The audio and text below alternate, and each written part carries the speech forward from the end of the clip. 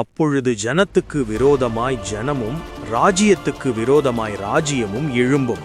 இவையெல்லாம் வேதனைகளுக்கு ஆரம்பம். மத்தேயு 24:7-8.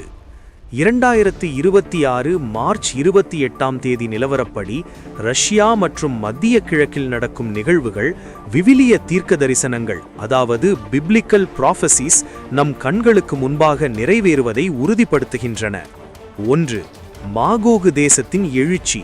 எசேக்கியேல் 38 மற்றும் 39.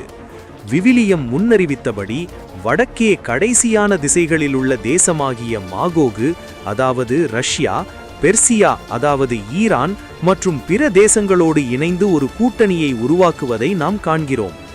ஈரானின் அணுசக்தி நிலையங்களுக்கு ஆதரவாக ரஷ்யா எடுத்துள்ள அதிரடி முடிவு இந்த தீர்க்க தரிசன கூட்டணியின் ஒரு முக்கிய அங்கமாகும். 2. உலகளாவிய பொருளாதார நெருக்கடி. வெளிப்படுத்துதல் 6:5-6.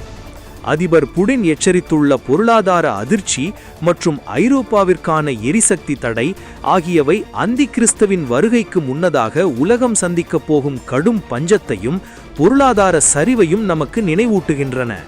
2026 கோடையில் வரவிருக்கும் எரிசக்தி விலை உயர்வு சாதாரண மக்களின் வாழ்வாதாரத்தை பாதிக்கும் ஒரு சவாலாக இருக்கும். 3. யுத்தங்களும் யுத்தங்களின் செய்திகளும். மத்தேயு 24:6.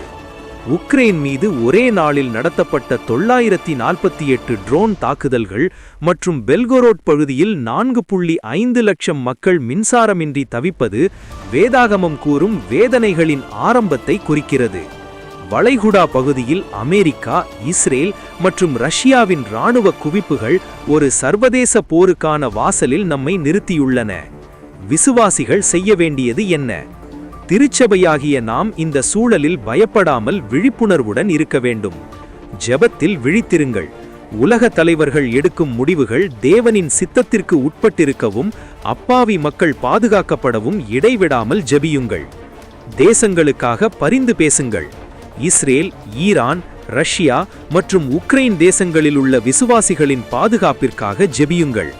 ஆயத்தமாக இருங்கள். காலங்கள் பொல்லாவதைகளானதால் கர்த்தருடைய வருகைக்கு நம்மை தகுதிப்படுத்திக் கொள்வதோடு மற்றவர்களுக்கும் நற்செய்தியை அறிவிக்க வேண்டும்.